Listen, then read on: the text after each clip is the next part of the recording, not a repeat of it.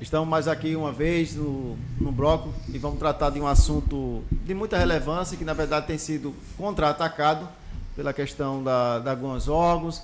Isso foi combatido em 2003, o Estatuto de Desarmamento, e hoje a gente vai tratar desse assunto especificamente sobre a questão do armamento.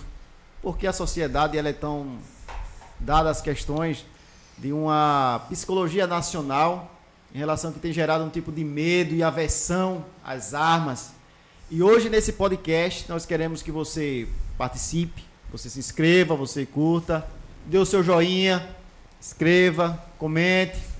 E como estamos nessa bancada aqui com o professor Anilson, senhor Propício, professor Eduardo, professor Josivan, eles vão tecer alguns comentários em relação ao Estatuto de Desarmamento e por que o Estado ele é tão a favor do cidadão de bem, ele está sem arma, tendo sob a proteção do Estado, e se isso não coloca ele em dada vulnerabilidade.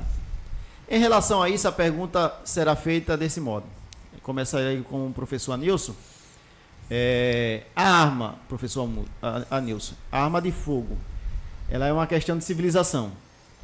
E também, ela, nesse caso, ela anula a tirania do mais forte e protege a integridade do mais fraco? Qual o seu ponto de vista em relação à arma? A arma é o seguinte: você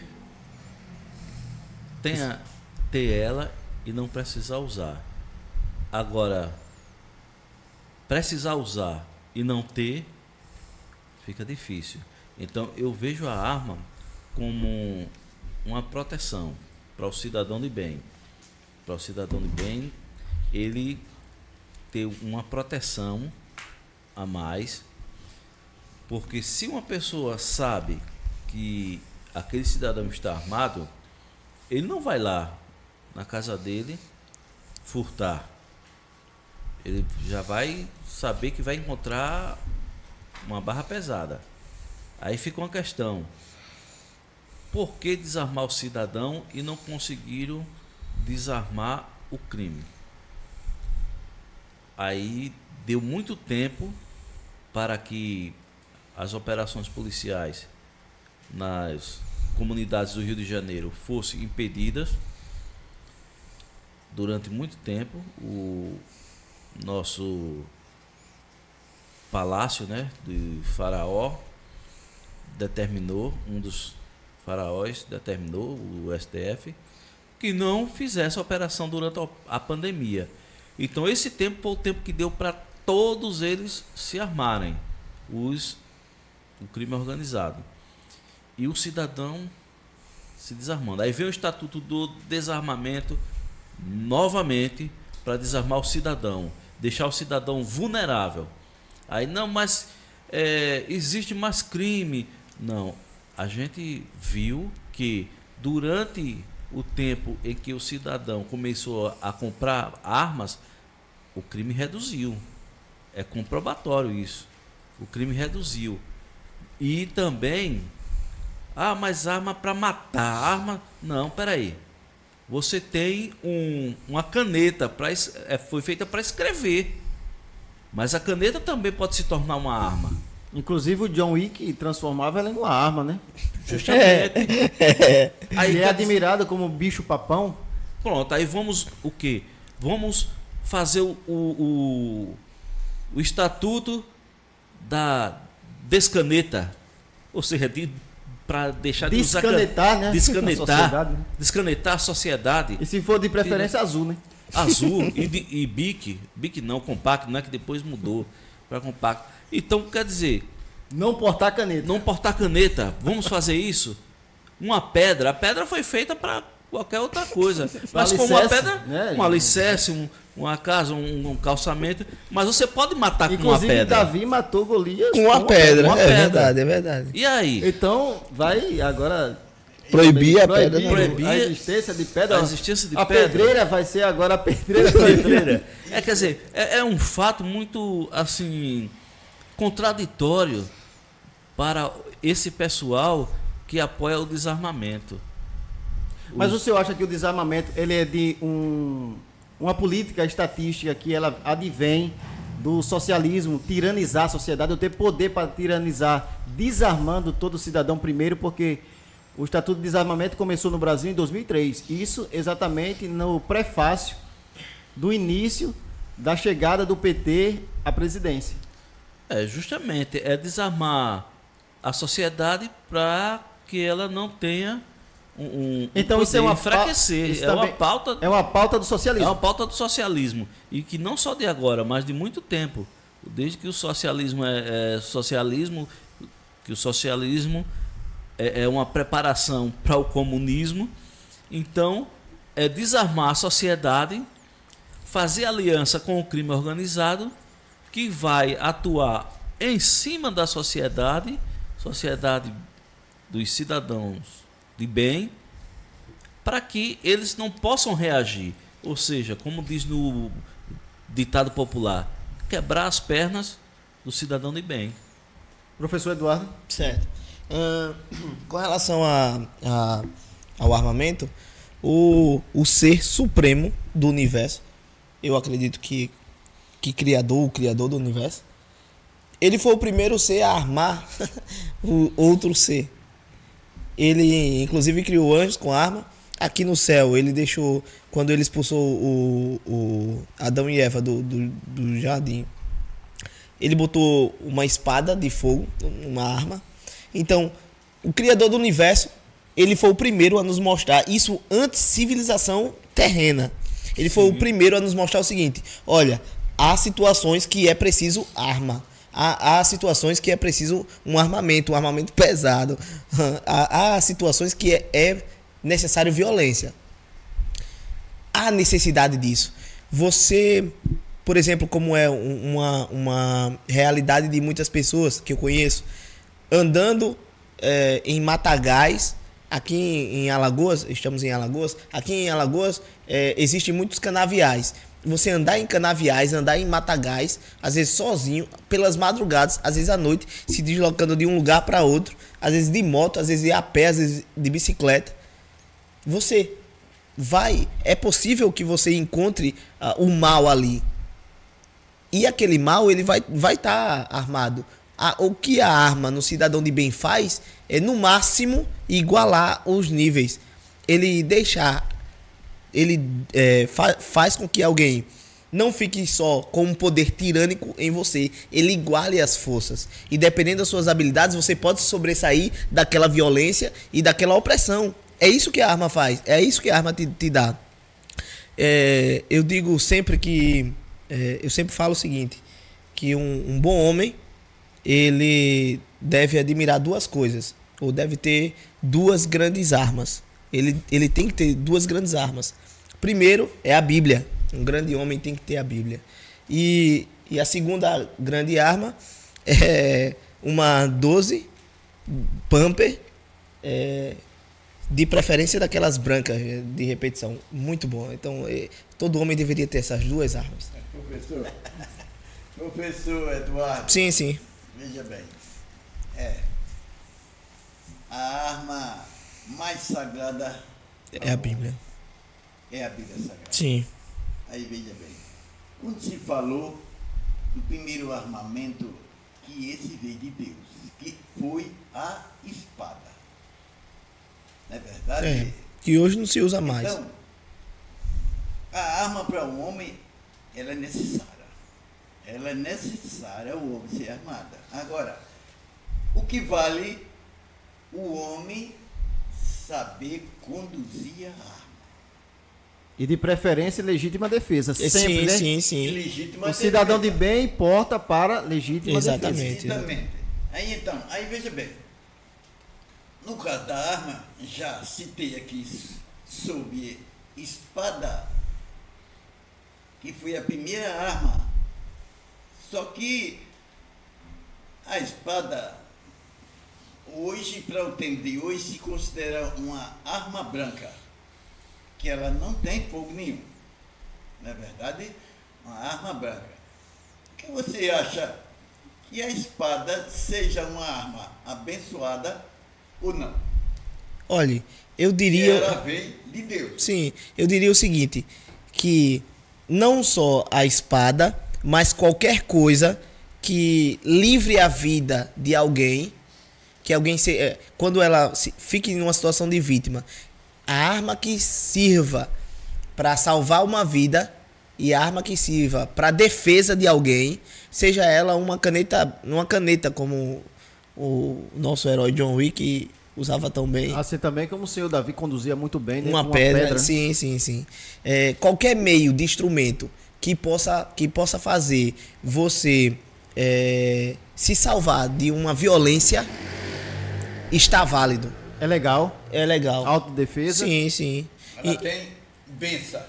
Ela tem benção. Ela tem bênção. Inclusive, por exemplo, uma 357 Magnum é uma bênção, é uma coisa linda. Toda Uma Glock prata da Áustria. Exatamente. 3 janelas. Então, né, quem olhar para uma 357, me desculpe, mas quem olhar para uma 357 Magnum e não vê uma arte, uma obra de arte ali, ele tá com algum tipo de problema. Professor Josivan também querendo ouvir. Esse cara é especialista em arma, né, velho? Tá vendo? Eu nunca vi nenhuma arma dessa que vocês estão falando aí. Tá certo. Professor Van, é direito, portar arma é um direito humano essencial. Rapaz, é o seguinte, falando como cristão, fica difícil para o cristão usar uma arma, porque o cristão é guiado pela Bíblia. E Jesus disse que se alguém te fizer andar uma légua, ou uma milha, anda 2. Ou seja, ele está dizendo que alguém vai forçar você a fazer alguma coisa, mas você, porém, não vai poder reagir com relação àquilo ali, como cristão. Porém, eu defendo que o cidadão de bem, ele porte uma arma. Eu sou a favor disso aí. Eu mesmo não uso não tenho, mas eu defendo isso aí. E hoje, para evangélico defender isso, é a maior polêmica do mundo, porque, vocês são pregadores da vida, não sei o arma, patrimônio. É como um certo rapaz... Mas os cristãos sempre usaram armas. Sim, claro. Sempre usaram. Usavam uma espada, claro. Pedro mesmo... Tu acha que Pedro, quando ele foi... Tu acha que quando foram prender Jesus, tu acha que Pedro, quando puxou a espada, foi simplesmente só para ameaçar e cortar a orelha mesmo? Não. Rapaz, eu entendo que ele botou no pescoço, só que o cara foi ligeiro, tirou a cabeça e cortou a orelha. E se você for ler a Bíblia, já que ela é o que seguia, o que deve ser guiado, Jesus manda comprar a espada. Sim, mas só que é o seguinte, veja só. Aí Jesus Você não tem... olhe, quem com ferro fere. Sim, e você não vê ele proibindo. E você não vê ele proibindo, você não vê ele dizendo assim, não compre, ou isso é pecado, mas você vê ele mandando comprar. Porque é o seguinte, o termo arma, a gente entende logo que é justamente para matar. Apesar de que alguém pode se defender, mas essa defesa é tirando a vida do outro mesmo. Sim, mas ao mesmo tempo ela é provida, porque... Claro, aí tem um policial, eu não sei o nome dele, ele disse, meu filho, ele reunido lá, uma entrevista com ele disse, por exemplo, meu filho, eu estou junto com meus filhos e minha esposa, aí vem um bandido, entra pela minha janela, aí eu meto bala naquele bandido lá e ele morre. Eu pergunto para os meus filhos, eu matei aquele homem com ódio ou foi por amor a vocês? Ele fez essa correlação com o bandido e o amor que ele sentia pela família, porque o bandido poderia fazer alguma coisa, estrupar. Ele iria. Claro, não, talvez, né? A gente sabe. Uma proteção. Então ele usou esse termo aí. Porém, a gente evangélico já tem esse modo de ver diferente. Né? Às vezes a gente, como a gente fomos ensinado a não reagir. Eu não sei, eu nunca fui assaltado, não sei nem como é que eu reajo, não sei. De repente o cara quer, né, reagir, mas eu achando que se um cristão tiver com uma arma na cintura e alguém vier roubar ele, vai comer chumbo. Ele vai meter bala. Não tem jeito. Então, assim, eu acredito que, como foi o início da pergunta, isso é um projeto, é uma agenda política.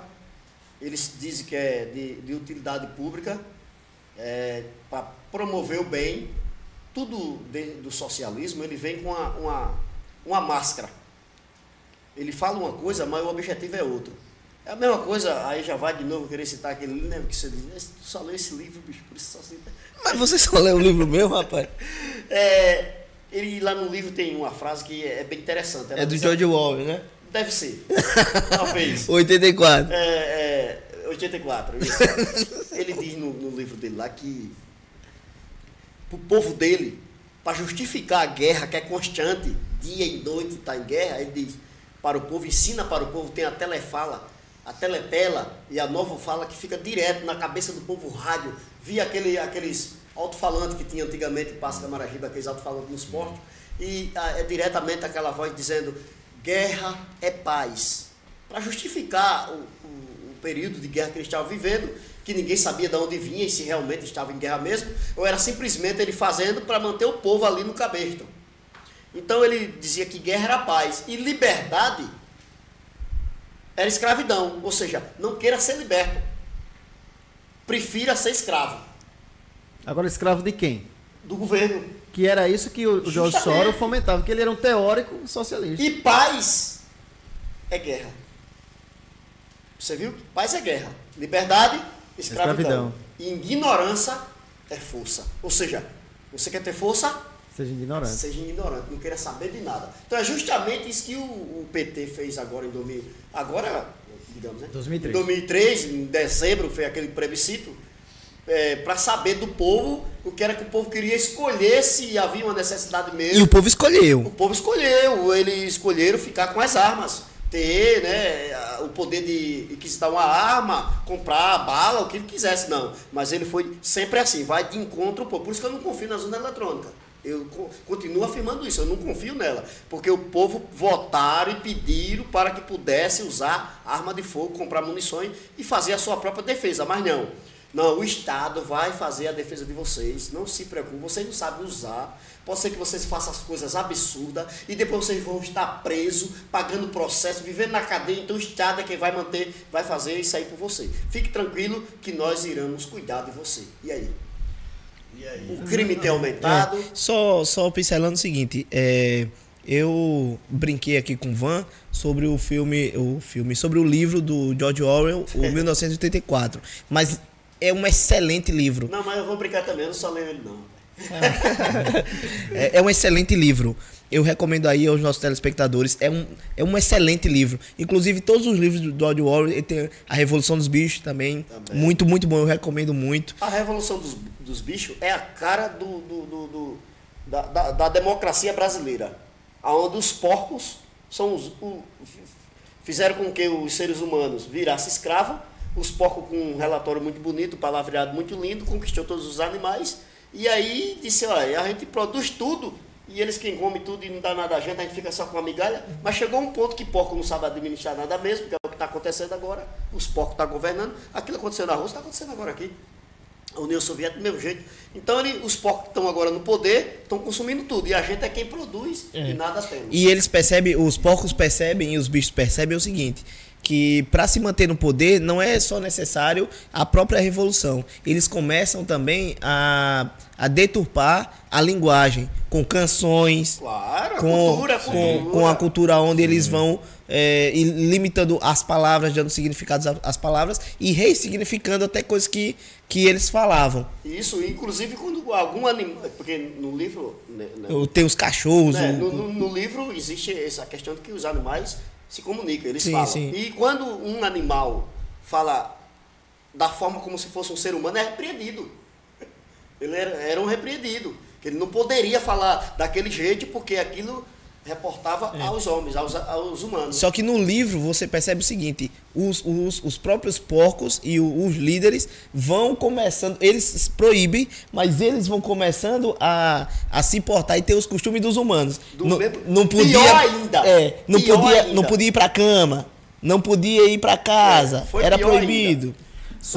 Então eles que é o PT, o socialismo, esse pessoal aí ele te proíbe de arma, mudando agora o que o livro significa, eles te proíbem de arma e eles podem ter, e eles têm segurança, e não tem um só. O Estado policial. Exatamente. Eles te proíbem, mas pra que não sei o quê, pra que ter tanta riqueza, vamos taxar os super ricos, e eles acumulando mais dinheiro e acumulando riqueza.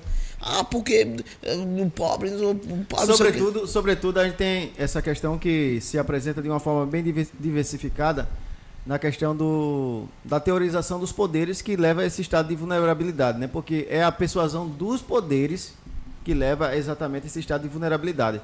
A formalização das questões institucionais e os decretos e os estatutos. Existe uma conexão entre eles.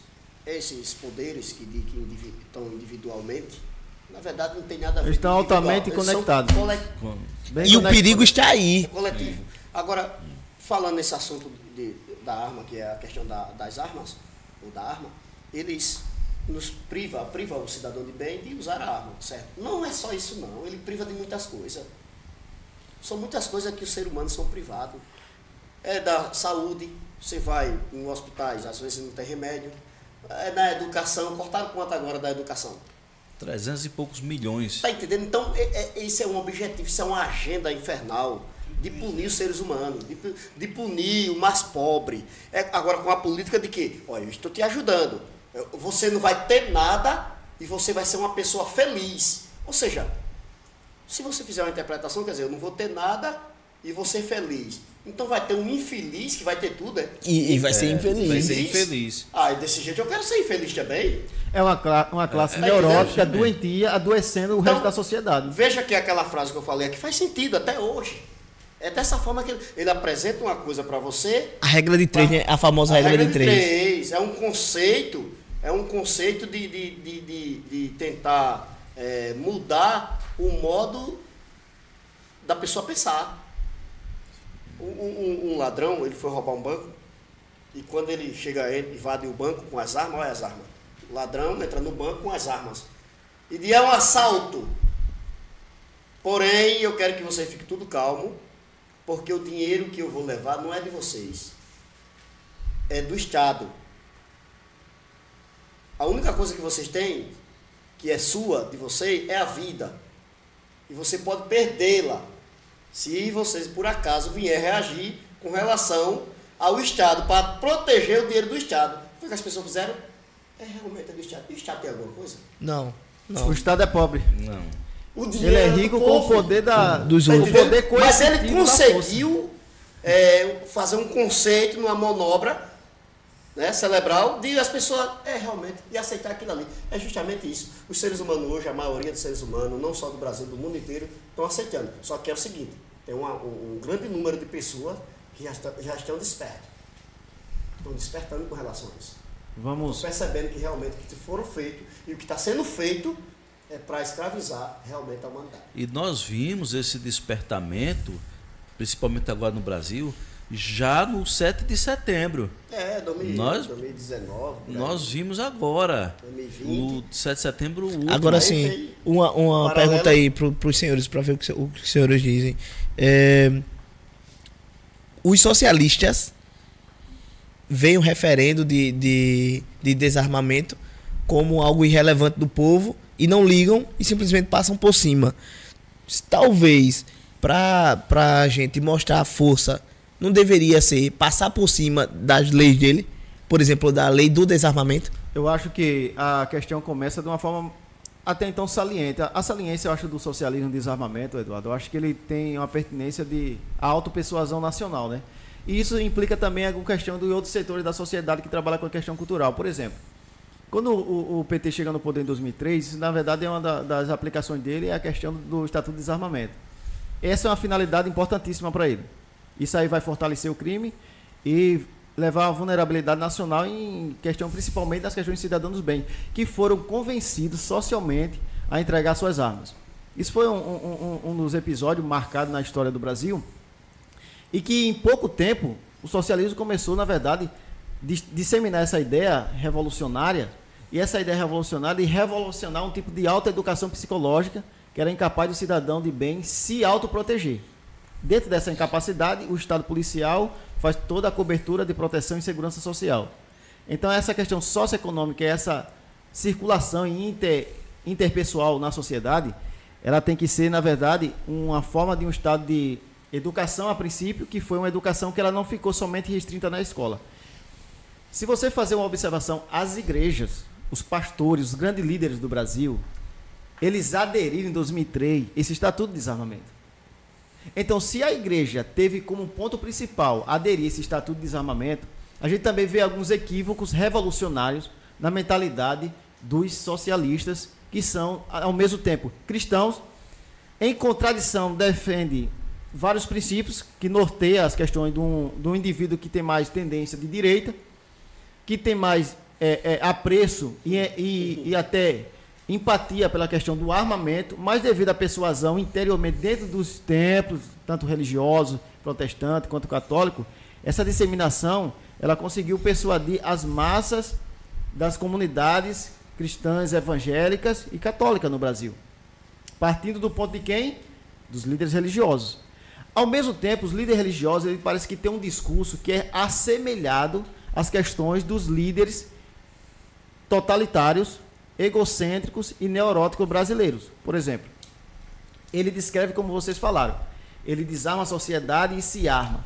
Se arma pelo Estado policial e o aparato dos setores, por exemplo, de segurança particulares, principalmente a autoburocracia. Os altos burocratas. Se esses altos burocratas ele tem um discurso de desarmar e se armar, isso não parece que também se associou à semelhança dos templos religiosos em relação às lideranças religiosas? Porque os líderes religiosos ele tem seguranças pessoais, mas ele tem uma pregação bem associada aos ajustes políticos da medida do Estatuto de Desarmamento, que, por sua vez, todos os cristãos hoje, na verdade, têm uma aversão à palavra arma de fogo. Sim.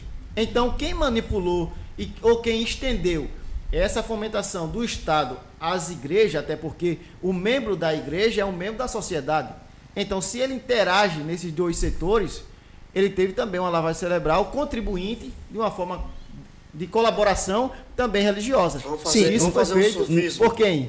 Vamos fazer um sufismo aqui. E ainda pelo que o Ednaldo falou, ainda baseado no que o Ednaldo falou, eu pessoalmente conheci um líder religioso meu, ele foi um líder religioso meu, que ele dizia que fazia questão de andar com sargentos. Ele fazia questão de andar com sargentos, de preferência armado. Ele perguntava, tá armado? Tá, então vai pro meu carro, entra aí. Ensinava os membros a fazer o que? Até entregar ou vender. As armas, sim. Ou se desfazer de uma arma de fogo. Sim. Vamos fazer um sufismo aqui. Eu passei por isso, Então, eu tive um líder assim. Vocês já ouviram falar, porque você lê constantemente essas éticas, esse sufismo e outros tipos de assuntos. Ética de como Então, do veja só. Aristóteles? Não sei quem Sofismo, negacionismo. Não, sufismo, veja só. Todo homem morre. Sim. Silogismo. Logo, se todo homem morre, logo o Van morre também. Sim. O Van é homem? Agora, como você explicou aí, eu sou um líder religioso e Prego desarmamento. e apoio uma pauta socialista. Ou eu prego desarmamento e ando armado. Como é que fica isso aí? Sim. Não é isso. Porque isso é pauta socialista. Desarmar a população é uma pauta socialista. Porque é o seguinte, Claro que sim. Ele não consegue. Vencer pela persuasão. Enéa dizia Não direto. consegue, pelo convencimento. Quando se quer implantar uma ditadura, a primeira coisa que se faz é desarmar o cidadão de bem. Pronto. Esse é o método primeiro do socialismo. Esse é o primeiro, é o principal. Tirou, pronto, você vai reivindicar o quê? Só com palavra? Com boca? Só falar? Você viu aí, no 7 de setembro, antes desse governo, outro, milhões de pessoas na rua. Aconteceu o quê? Tem um cara agora que foi condenado a 17 anos de prisão por atentar à democracia. Por atentado à democracia. 17 anos. O cara mata uma pessoa, vai preso 6 meses. Veja como é essa coisa. Então tá tudo virado. Ou seja, essa prisão que o caba foi preso agora, condenado a 17 anos, é um recado não para a população de bem, não? Claro que sim. Mais que um recado, é uma ameaça. Uma pergunta para o senhor, Você vai invadir algum prédio público agora? Não. Para tomar 10... Não. Então você vê que tudo é feito de uma forma de inibir o cidadão de bem de reagir. E levá-lo à vulnerabilidade. Uma pergunta para o senhor.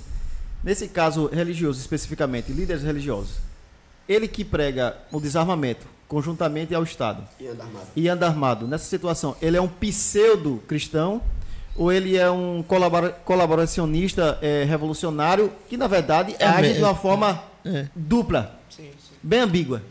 Ela é mais do que um colaborador do socialismo, do comunismo, porque como é que ele adere a essa pauta de desarmamento e, no entanto, a gente sabe que muitos andam com segurança. Agora também é o seguinte, armados.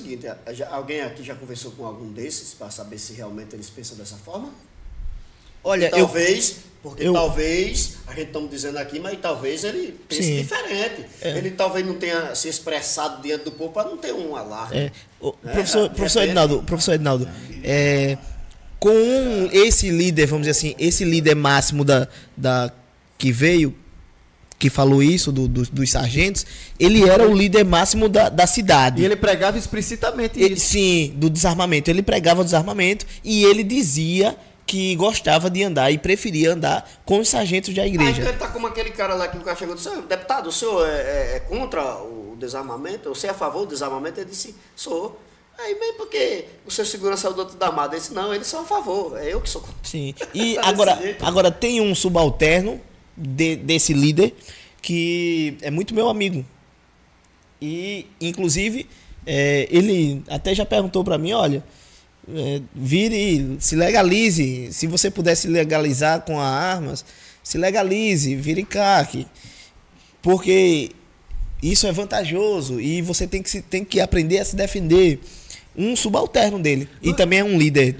No estado policial, uma pergunta. No estado policial que temos, é mais viável você ter uma posse que seja clandestina ou uma posse que seja dentro do regimento do Estado? Porque se for dentro do regimento do Estado, em qualquer perseguição, fica mais fácil de localizar. Por exemplo, o Hitler. Como foi que o Hitler achou 6 milhões de judeus na Europa? Ele tinha tudo pré-registrado. Cadastros Sim. em hospitais, escola, universidade, fórum. E o símbolo Ou de seja, identificação. ele, para achar todos esses judeus, ele foi simplesmente às instituições. Então, quem tem uma arma que está registrada em qualquer instituição que seja advento da dominação estatal, logicamente fica até mais fácil quando o Estado quer liberar. Porque ele libera de uma forma... Esse é o objetivo. De uma Pra saber forma, onde ela tá. de uma forma que aparentemente parece democrático, onde você usufrui o seu direito, sim, e ao mesmo tempo, quando ele quiser desarmar ou dar a você, na verdade, um retorno de vulnerabilidade pela necessidade, somente ele encontrar com toda facilidade, porque é um mapeamento do cadastral. Busca e apreensão, a federal vai lá e... Pronto, acabou. Então, Para um bem maior. Sempre Para um bem maior. Para um bem maior. para um bem maior. Proteção da vida, você vai ver mais. É com livros. Né? Com livros. Não, eu concordo Não, que o livro livros faz uma mudança na vida faz a humana. mudança. Não, e Mas peraí. na hora de proteger, só se for capa dura. Mas a arma também faz uma mudança, viu? Porque, às vezes ela faz a mudança do estado morto para o vivo. Ela que distingue. Você com ela e usando bem, ela vai te distinguir da vida e da morte. Porque Eu só sei de uma coisa, por exemplo, se for alguém ter um conhecimento de que eu tenho uma arma de fogo, assim, um exemplo, né? E vai que eu saio daqui com você... ou talvez tenha um fogo corredor, né? Não, aí eu Pra uma saio situação e você... uma situação emergencial, fogo corredor. A gente vamos trabalhar numa empresa, aí você sai de 6 horas para aquela empresa e eu saio de 6h30 para aquela empresa, na mesma empresa trabalhar. Só que há um conhecimento na cidade que eu ando armado. E nesse translado da nossa casa até a empresa, eu levo alguma coisa de valor. E você também. O seu transporte. Aí é eu assim. pergunto, o ladrão sabendo dessa informação, a quem ele irá roubar? O sem arma. Eu que vou armado? Não. Porque ele também pode me roubar mesmo sendo armado. Ele vai Mas evitar. Ele vai evitar. Ele vai procurar quem? O mais fácil, a presa. O mais Sempre- vulnerável. O mais sempre é o mais vulnerável. vulnerável. Aquele sempre. que é mais protegido pelo Estado Porque- e desprotegido por si mesmo. Porque na verdade é dessa É forma. aquela coisa. Por que a mídia velha só mostra o policial, as operações policiais, né? Contra as vítimas do Agressora, Estado. agressora. Ó, pessoal. E não mostra nunca, não faz filmagem do que as vítimas da sociedade fizeram. Olha, pessoal, Estão isso fazendo. aí é o seguinte, a gente não estamos induzindo você Ou incitando, ou incitando você a comprar arma para se proteger, não. O seguinte é isso, a gente está mostrando as duas faces né, do que foi aplicado no Brasil em 2003. Esse intervencionismo em relação ao Ele desarmamento. dizendo uma coisa e fazendo outra, ou seja, desarmou o cidadão de bens e deixou os bandidos tudo armado. Ninguém é que está mandando você comprar arma para se proteger. Quanto mais você evitar o problema, melhor será para a sua vida. Entendeu? A gente não estamos aqui citando nada de você comprar arma, não vá desse negócio não. A gente só estamos mostrando aqui que o socialismo não presta. O objetivo dele é cada dia mais punir o cidadão de bem. E até porque não estamos incentivando você a ter arma. Agora olhe para uma Magnum 357 prateada. Você vai ver que coisa linda. Ou uma Glock, que infelizmente é proibida no Brasil. É porque assim, com relação às pistolas, nada contra, mas se você não tiver com ela no gatilho, esqueci Na câmara. Exatamente, perfeito. Se você não tiver com ela na câmara ou não tiver destravado, ela nunca vai soltar. E os revólveres são simples demais para isso. Ele simplesmente carregou e disparou. Mas só que tem um você, problema. você com o cão ativado ou não, você vai apertar ali e vai disparar. Simples. Só que o gatilho do revólver ele é mais longo, o espaço, né? Para poder contar. Ainda assim, o revólver tem mais jaulas de força. Aqui, mas eu não tenho arma, não. Eu também não. Isso aqui, na verdade, é uma pauta que tem sido abordada e circulada no Brasil e vários outros podcasts, programas e livros e abordagens têm sido feitas. Porque, na verdade, no Estado de Direito, no Estado que realmente deveriam não ter a intervenção estatal e dar mais liberdade ao cidadão, sim, seguindo a questão de alguns protocolos, de questões psicológicas, como nos Estados Unidos, alguns estados dos Estados Unidos seguem esses protocolos, antes do indivíduo conseguir ter um porte de arma, alguma legalização, que também é até uma questão também legal, dentro de todos os pré-requisitos, e que existe também uma questão da soberania do indivíduo, que gera o seu direito de portar arma de uma maneira defensiva. E isso é uma questão discursiva dentro da pauta. Isso não é um programa de incitação que você se levanta, se revolte contra o Estado e queira se armar por essa finalidade. Não, primeiro porque a ninguém gente pode fala, pro Estado. não é isso? A gente fala sobre a questão de uma liberdade que se priva a gente de uma liberdade de determinada coisa, determinado objeto, determinado porte, determinada finalidade, também priva a gente de outras, como por exemplo, uma educação livre. A gente não tem, a gente tem educação que é uma educação monopolizada pelo Estado. E enviesada, né? Direcionada do Estado, enviesada a questões de persuasão ideológica. Portanto, as questões que a gente fala é exatamente pautada em questões de mais liberdade estatal por causa da questão da quantidade de intervencionismo na vida privada. Sobretudo, a gente quer agradecer esse momento que você esteve aqui conosco e não esqueça de curtir, de comentar e de se inscrever no canal.